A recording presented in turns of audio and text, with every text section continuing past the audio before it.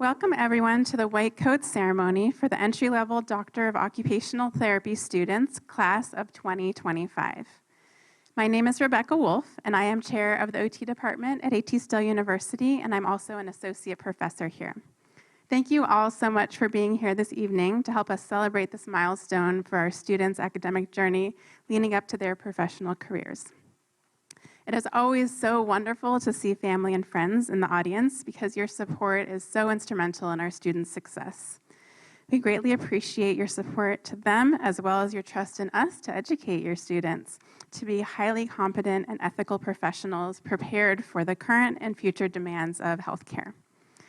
I wish to extend my gratitude to Dr. Dean Birch, Dean of the Arizona School of Health Sciences, and our guest speaker for this evening, Sophia Swangaroon Wehara, Regulatory Operations Coordinator at Pima Medical Institute, for joining us this evening.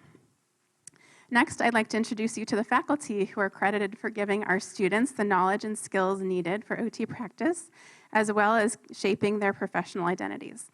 So I'll ask all of the faculty to please stand, and I'll call your name.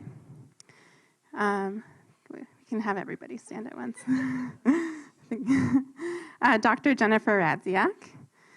Professor Lacey Andrews, Professor Catherine Jones, Dr. Sue Dahl-Popolizio, Dr. Abby Glenn, Dr. Brianna Bonner, Dr. Adam Story, Dr. Brandy Fullwider, Professor Benjamin Gross, Professor Melinda Delbridge, Dr. Tanya Sheeran, and Mara Funke as well.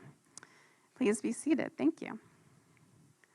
This is the time that our students transition from foundational academic education into clinical practice and doctoral work. My message to our doctoral students is as follows. Recognize that the commitment you have made to obtaining a doctoral degree and the hard work you put into your education will benefit you for years to come. It has been my pleasure educating and supporting you thus far in your journeys to become occupational therapists. And I know that all faculty share my pride in seeing you all reach this milestone. I'm confident that throughout your OT education, you all have gained and will continue to gain excellent clinical skills, the ability to engage with clients utilizing a client-centered approach that includes therapeutic use of self. And finally, I'm confident that all of you will pursue all of your professional endeavors following the OT ethical principles guided by a strong internal moral compass. These characteristics will serve you well as you continue to grow, flourish, and strive to achieve your full potential as future doctors of occupational therapy. And at this time, I'd like to welcome Dr. Birch, the Dean of the Arizona School of Health Sciences, to address our group of doctoral students.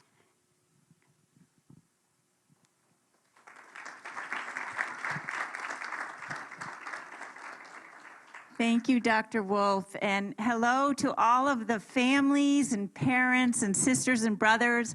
And I think we have some grandparents way in the back there that I met earlier. Hi.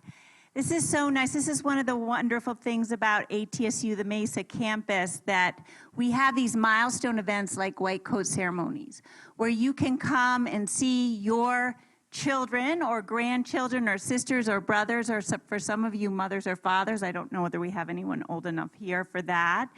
And you can all come and see, okay, how far have they come? How far have they come? Because you all remember when they were an undergrad, perhaps when they wanted to become an occupational therapist. So this is an exciting time for everybody. I have prepared a few words, but before I get into those, I want to say to everyone who's here, and students even to you, that I know that you're feeling in your heart some gratitude even at this point for your leadership, for Dr. Wolf, Dr. Radziak, and I know some of you have great relationships with the faculty. All of you do, but each probably has a particular one that you like learning from. So let me talk a little bit to you from my script. So I am going to read my words formally because this is a formal event. So I'm liable to go off for a while. So I'm bringing myself on down. Okay. Congratulations, students, on reaching this significant day and event, the OTD White Coat Ceremony. During this time in your educational journey, you will continue to tap into your personal courage, knowledge, and ability with even greater frequency. Occupational therapy, the profession you have all chosen to ultimately step into, is one which was committed to the concept of whole person health care very early on.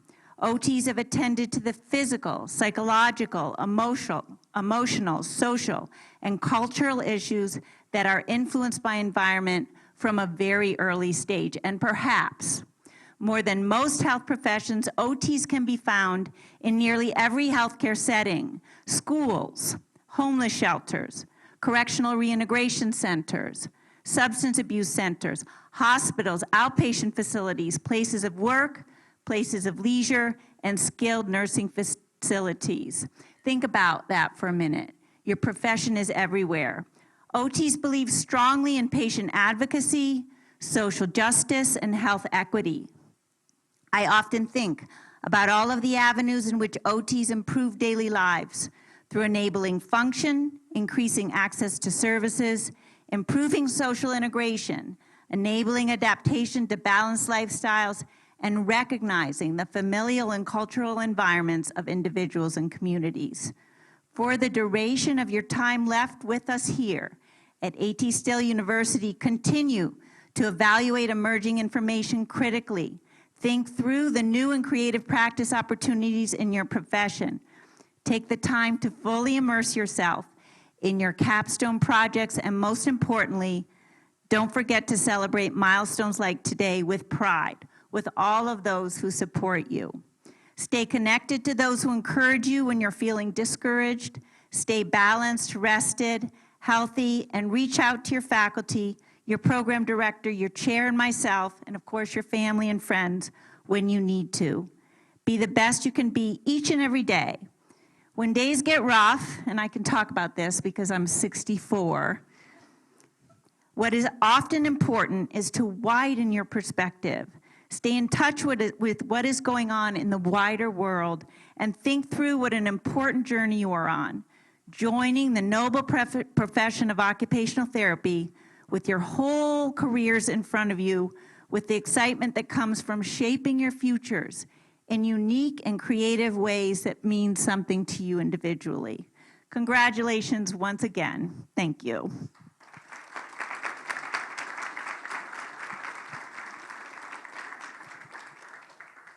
Thank you so much, Dean Birch, for your inspiring words.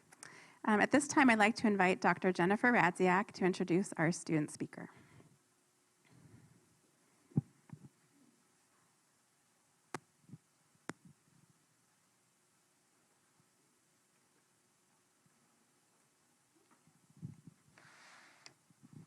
Good evening. My name is Dr. Jennifer Radziak. I'm a faculty member and the program director of the Occupational Therapy Department. Thank you all for joining us to celebrate this milestone in our students' academic journey. Students, I would like for you to take a moment to reflect on where you were this time last year. This time last year, you were finishing your first semester of your first year in occupational therapy school. Think of all that you have learned and all the clients you've helped in all of this time. My hope is that this ceremony reignites your passion for this wonderful profession and inspires you to move forward earnestly into the final stages of your graduate studies. We are proud of all of your successes in this program, and we look forward to calling you our colleagues, and we do mean that honestly. At this time, I would like to introduce an OTD 2025 student, Alexander Ritchie.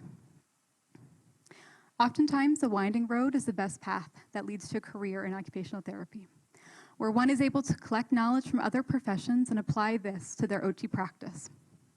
This has been true for Xander as well. He previously worked as a physical therapy assistant, and he shared with me that while he was working human resources for a physical therapy company, he happened to take an online career quiz that suggested that he consider occupational therapy. Then, he considered pursuing a graduate program that would allow him to bridge his physical therapy assistant degree and complete a doctor of physical therapy degree. However, once again, a career assessment pointed him in the direction of occupational therapy. And you know, if you take an internet quiz and it tells you the same thing twice, it must be true. For Xander, it was the creativity of occupational therapy that was the most appealing to him. Occupational therapy allows us to creatively solve problems with our clients so that they can engage in meaningful occupations as independently as possible. We have witnessed Xander demonstrate his creative problem solving with treating clients and with the development of his doctoral capstone project. I am confident that Xander will use these skills to become an excellent occupational therapist. Xander is looking forward to pursuing an occupational therapy doctorate degree and completing his entrepreneurial capstone project to assist him with the goal of owning a private practice with a focus in hand and upper extremity rehabilitation for athletes and for individuals in the performing arts. Also, he has a strong interest in becoming a professor of occupational therapy in the future. Please join me in welcoming Alexander Ritchie to the podium.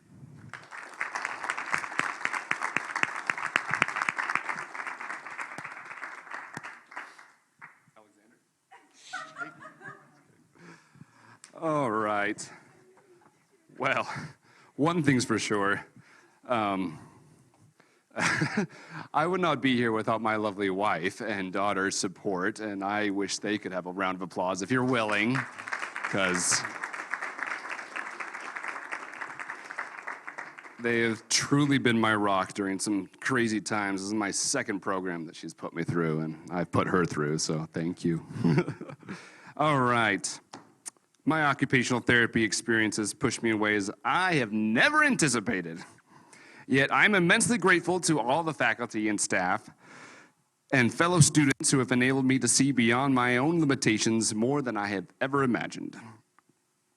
This, I believe, is what being an OT is all about, transcending one's own perspective to ensure we don't overlook those human beings right in front of us in need of our care. First off, I'd like to give a compliment to every student who is present today. Y'all ready for this? Amy Cornett. Her steadfast dedication with a master's under her belt showcases that pediatric occupational therapy is in capable hands. Alyssa Jordan, an individual who compassionately reaches out to others despite balancing numerous responsibilities. Emma Landy, did I say that right? That means I've known you for a year and a half, shouldn't I? Her magnetic presence and unique experience serve as an inspiration, requiring no introduction. Avery Lagenza, did I say that right? Good golly, okay. Known for her comprehensive anatomy knowledge, she fosters supportive environments, lifting peers rather than belittling them. Emily Moran, where are you? There you are. With her spirited demeanor and love for snacks, she brings an easygoing atmosphere that comforts those around her. Page turn. Victoria Nagel. She exhibits exceptional care in ensuring everyone has a comprehensive and enriching student experience. Jared Reber, also known as Alexander. No, I'm just kidding. That was for the front row. Sorry for you guys in the back. Jared Reber, an embodiment of positivity who makes a concerted effort to include and engage with those around him. Samuel Semedeni, he exudes a grounding presence and maintains an "it's good" attitude, despite a substantial work and marriage prep load. Emma Taylor, she embodies a refreshing mix of realism and humor, always sporting a smile regardless of the challenges she faces. Markeisha Taylor, the quintessential whatever, let's get this done individual who approaches tasks with a pragmatic and determined attitude to get things done. Anna Wildinsky, where'd you go? Oh, here on this side.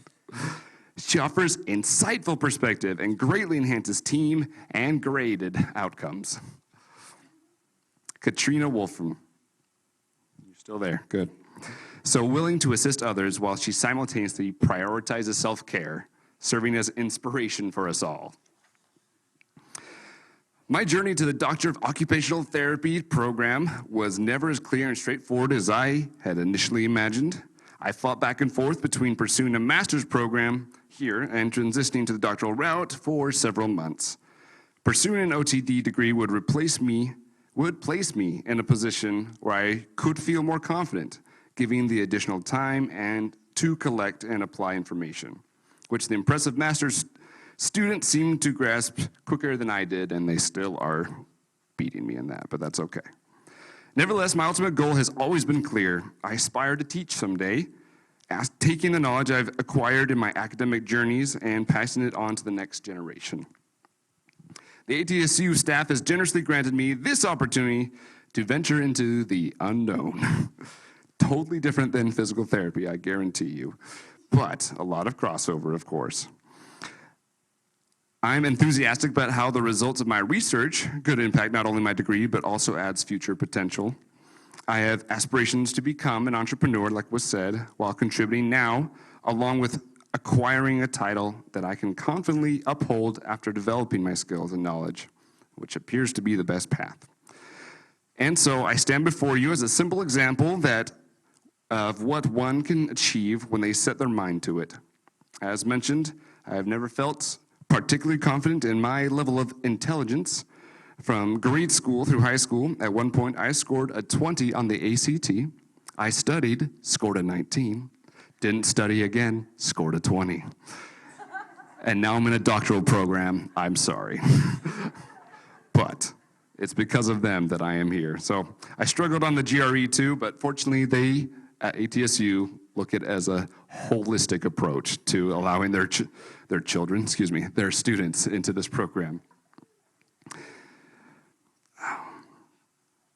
I've been immensely fortunate to encounter individuals willing to give me a chance and help me elevate myself from where I initially stood, the epitome of occupational therapy.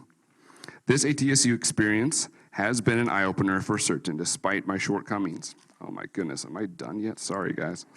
So ladies and gentlemen, oh no, this is the good part. You ready for this? Goodness, so professional. So ladies and gentlemen, esteemed faculty, proud parents, and most importantly, the soon-to-be officially white-coated healthcare heroes of tomorrow.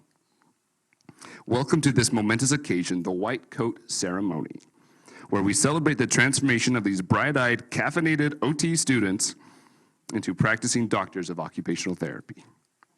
Today, we gather here to embark on the transition from the days of Grey's Anatomy and House MD marathons to the days of constant anatomy review and house modifications. Yeah, that landed for 3 people. Thank you. This white coat could be viewed as a symbolic cape. When you put it on, you instantly gain power to help patients feel better just by your presence.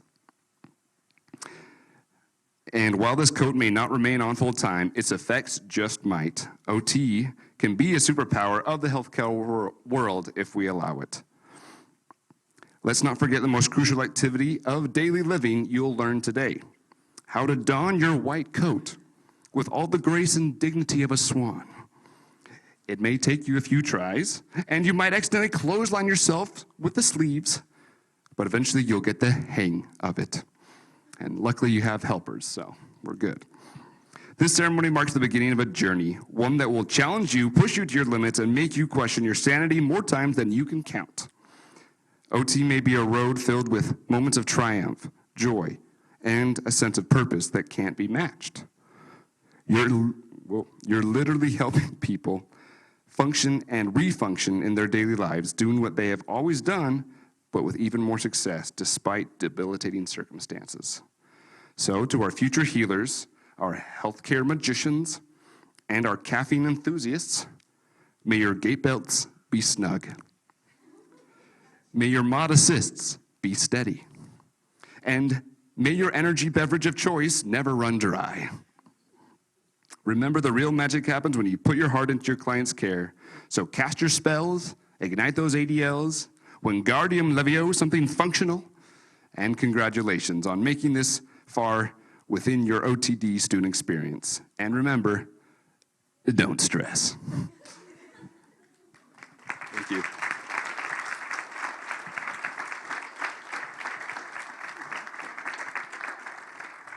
Thank you, Xander. I loved your speech, and we are so proud to have you as a doctoral student in our program, and test scores only tell you so much. You're going to be a wonderful occupational therapist. All right, so next I'd like to invite Professor Benjamin Gross to introduce our keynote speaker.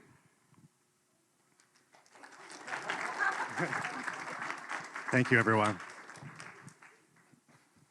Ladies and gentlemen, esteemed colleagues, honored students, and cherished family members. Today we gather for this prestigious white coat ceremony. It is my privilege to introduce not just an accomplished professional, but a dear friend and respected colleague, Sophia Uehara. Sophia began her academic journey with a bachelor's degree in kinesiology from Arizona State University, where she focused on at-risk youth programs. She furthered her education with an associate's degree to become an occupational therapy assistant at Pima Medical Institute, and later, a master's in public health from Grand Canyon University. In the clinical realm, Sophia's dedication to patient care is truly commendable. Notably, she was the first occupational therapy assistant to be hired by Banner Thunderbird Medical Center for a full-time position. Serving in this role, she provided individualized therapy to a diverse range of patients. Her innovative spirit shone brightly as she developed standardized handouts for patient education and pioneered the implementation of the MedBox assessment across 3 hospitals. Sophia's leadership journey in academia is marked by her roles at Pima Medical Institute. As the OTA academic fieldwork coordinator, she played a pivotal role in shaping the future of many OTAs. Later, as the OTA program director, she showcased her managerial acumen, ensuring the program's excellence and compliance with accreditation standards. Currently, Sophia serves as the regulatory operations coordinator for Pima Medical Institute. Her contributions to the Accreditation Council of Occupational Therapy Examiners, known as ACOTE, are significant. Sophia has been an accredited evaluator since 2019 and currently sits on the Evaluation Standards Review Committee, represent the OTA associate's level degree.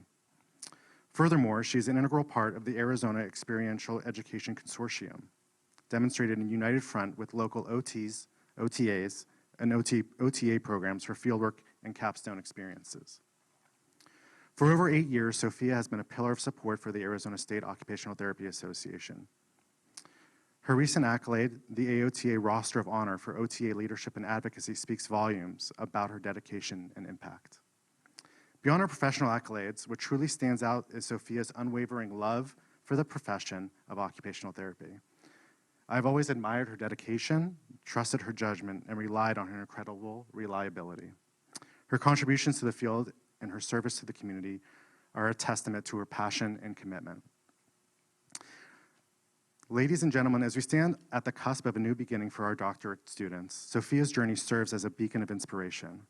Her relentless pursuit of excellence, combined with her advocacy for the profession, makes her a true embodiment of what we aspire our students to become. Please join me in welcoming the exceptional, the dedicated, and the ever-inspiring Sophia Uehara.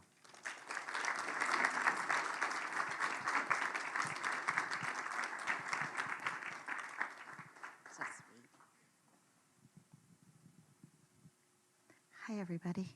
A little nerve-wracking. Okay. Well, I am deeply grateful to the administration and the faculty and staff of the OT program for bestowing upon me the opportunity to address the students today. It is an esteemed honor, and I'm humbled to stand before you. Benji, your introduction was genuinely touching. I sincerely appreciate your kindness, your guidance, and support in our community. And your leadership and friendship have been invaluable to me, and I'm grateful for everything you've done. As someone who has experienced firsthand the transformative power of occupational therapy, I am honored to share my story with you for the first time in front of a lot of people staring at me. Okay. So I did not have the traditional path. I was a teaching assistant, I was a server, I was a restaurant manager, a personal trainer, a massage therapist, and then an academic advisor. Didn't know what I wanted to be when I grew up, right? So my introduction to the therapy world was watching 2 uncles go through intensive rehab after undergoing major surgeries caused by chronic diseases. I saw the struggles they went through emotionally, physically, and mentally, and it broke my heart. However, the quality of therapy they received allowed them to be independent. As a young adult, I had the opportunity to work at the City of Phoenix Parks Department, managing a day program for adults with developmental disabilities, teaching them life skills. But it was difficult to see these clients make progress, only to have that progress not carried over or supported once they went home. There were so many challenges with the structure, the limited resources, and the knowledge of the profession that prevented these clients from receiving the occupational therapy they needed. Motivated by my experiences, I pursued a career as an OTA. As a clinician, I faced many challenges that you may also see when you move on after your white coat. So clients at the reservation with diabetes and frequent amputations, starting with the DIPs, the PIPs, the digits, the phalanges, and the entire foot. But why are so many patients going through the same health issues and no one is addressing it? I see the same patients come back to the hospital and the rehab facility every month, sometimes for the same diagnoses, or the family's burnt out and ran out of money, so the patient has to go back. Patients are discharged too early because they run out of insurance coverage. How much time is spent training the patient and their support team to transition back to their home environment, only to see them return to the hospital less than 12 hours later? Members of the healthcare team going on light duty or on medical leave due to an injury with transferring patients. Did they know the assist level for that patient? Did they trust the patient that said, oh yeah, I transferred to the toilet by myself with no help? When in reality, it took 2 to 3 therapists to transfer that patient with multiple attempts. The caseload between PT, OT, and speech was significantly different. Why was that patient with a subdural hematoma only seeing PT and not OT or speech? What about that patient who needed an updated treatment session to determine discharge recommendations, but only PT can determine that?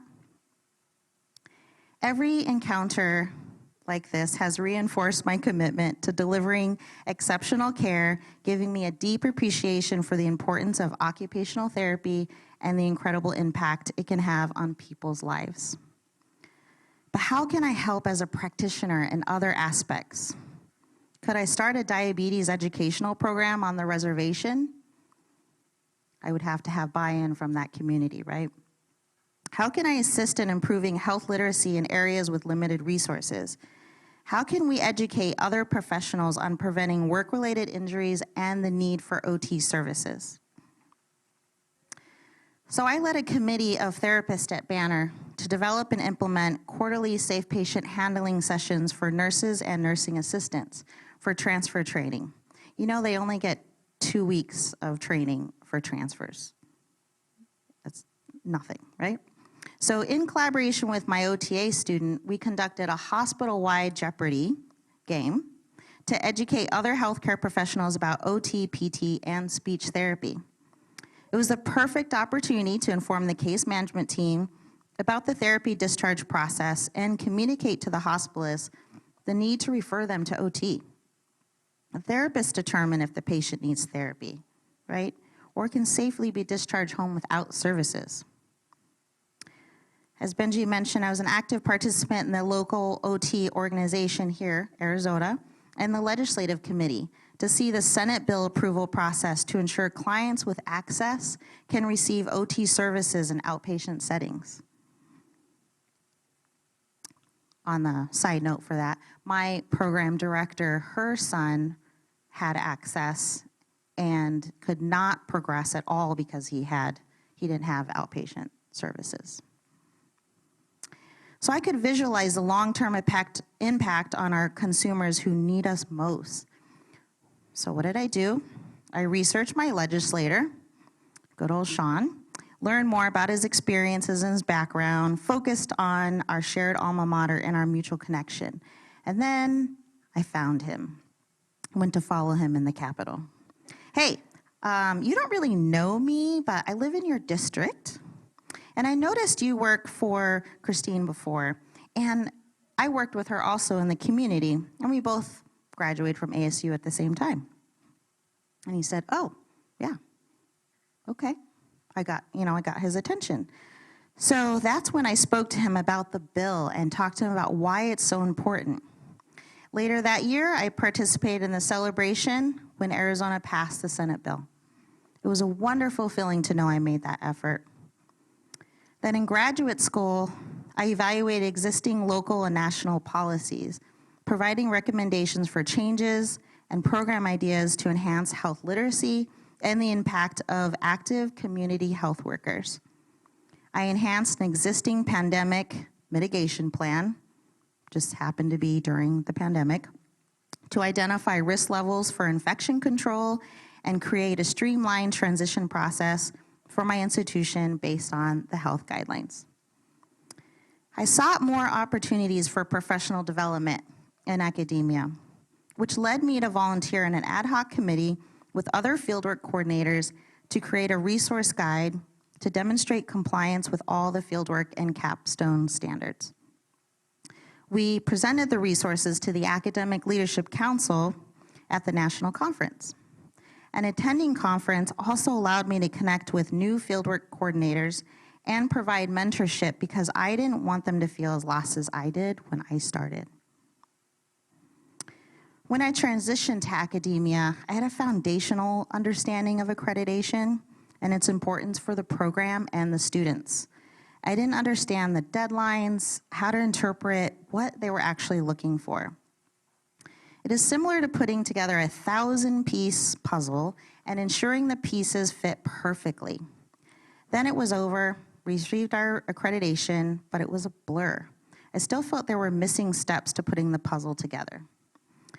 So then I connected with the OT who evaluated our program for reaccreditation, and that's how she recruited me to be an evaluator. I distinctly remember having limited interactions with her, but she could still see how much I assisted in the process. It made me realize how observant someone is regardless of the time spent with them. I had no idea what I was getting myself into, but I was willing to try, because if I didn't, I would have regretted it. Since I entered the profession, I have contributed to the success of many OTA students, incorporated collaboration activities with other healthcare professionals, supervised OTD fieldwork and capstone students to lead projects such as student mental health wellness programs, justice, equity, diversity, and inclusion initiatives, and implementing comprehensive skills exams to prepare students in their transition from classroom to clinical practice. I also continue to advocate for OTA graduates to advance their education, whether it be OT or something else. And then I represent the OTA educational programs to ensure equitable and appropriate means to comply with accreditation standards. And I also participate in the Scholarship of Teaching and Learning to research faculty resilience and to train them to recognize the struggles of student resilience. So I want to remind you all that occupational therapy is vast and full of opportunities. Don't be afraid to venture outside of your comfort zone and explore new avenues to advocate for the profession.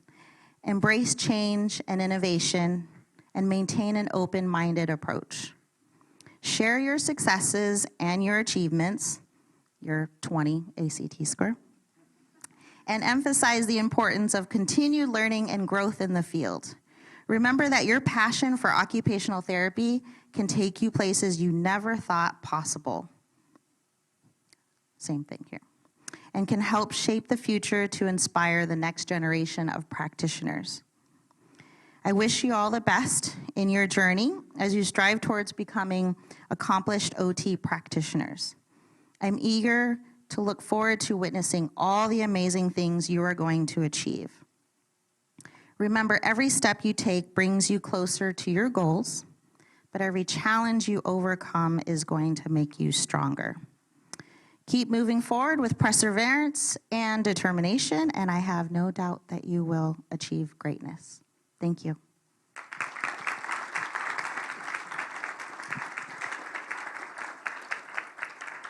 Thank you, Sophia, for your inspiring words. We're really inspired by your career. So now, the moment you've all been waiting for, I'd like to invite Dr. Bonner, Dr. Fullwider, Dr. Glenn, and Dr. Story to present the white coats.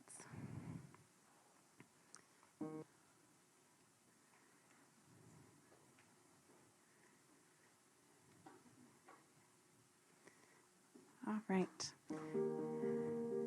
Amy Cornett.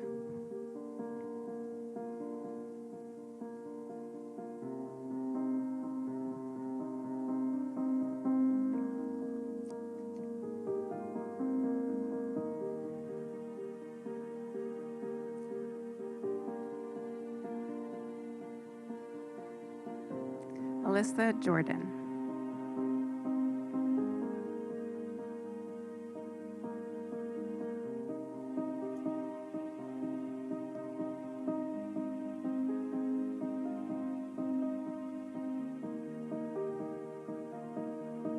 Emma Landy.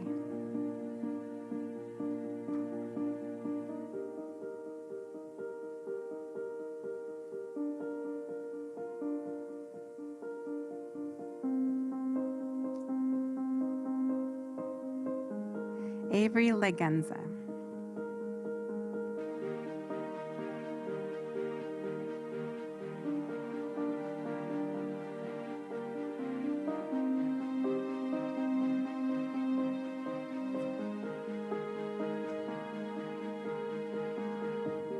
Emily Moran.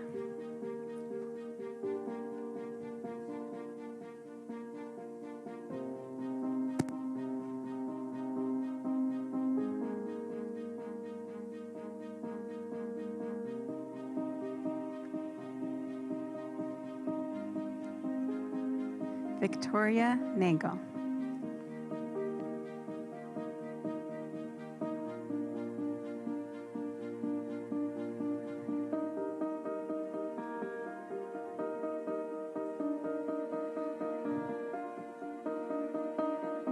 Jared Reber.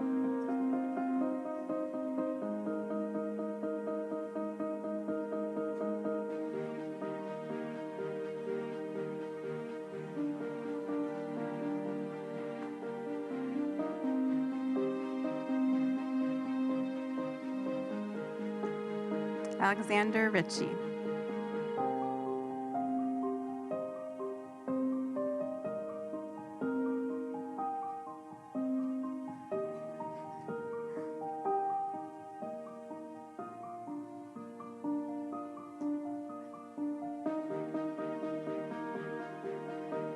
Samuel Semadeni.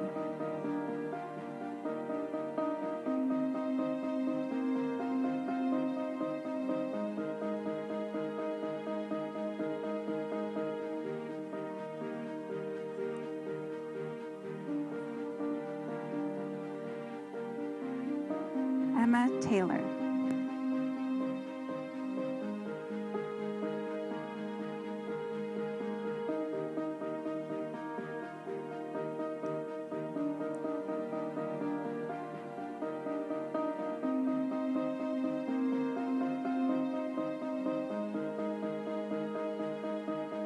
Markeisha Taylor.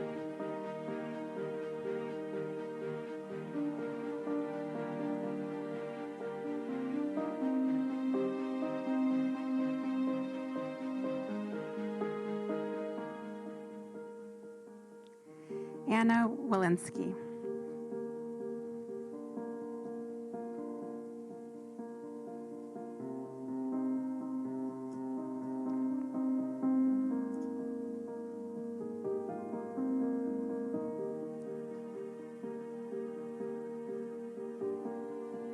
Katrina Wolfram.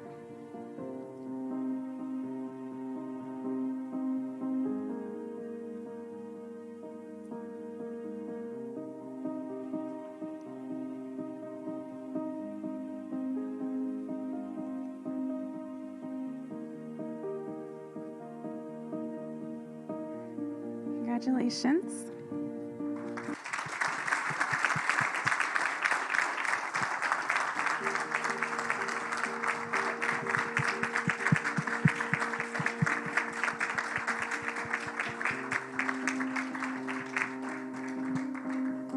Next, I'd like to invite Professor Delbridge to administer the occupational therapy oath.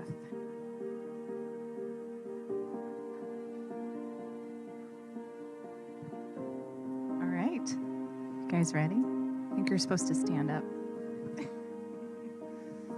Just the students and faculty.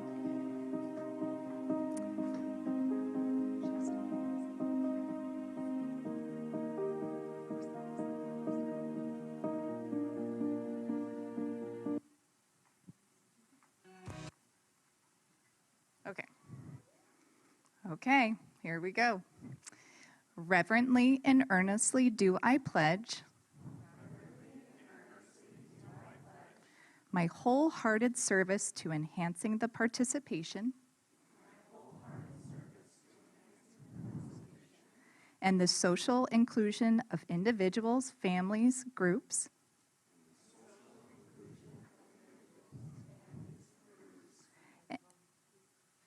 and vulnerable populations across the lifespan. To this end, that my work may be successful, I will ever strive for greater knowledge, skill and understanding, in the discharge of my duties, in whatsoever position I may find myself. I solemnly declare that I will hold and keep inviolate whatever I may learn of the lives of those that I work with. I acknowledge the dignity of the cure of disease and the safeguard of health, in which no act is menial or inglorious.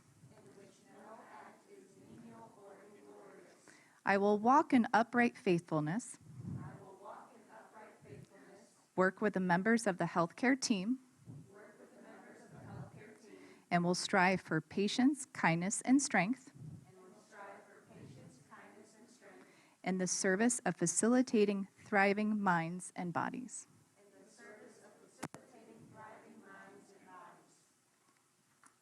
Please be seated.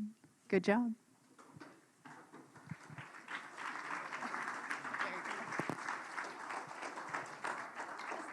Yes. Next, we'll have a slideshow. So I invite our guests in the front row. If you'd like, you may find a seat in the audience if you want to watch.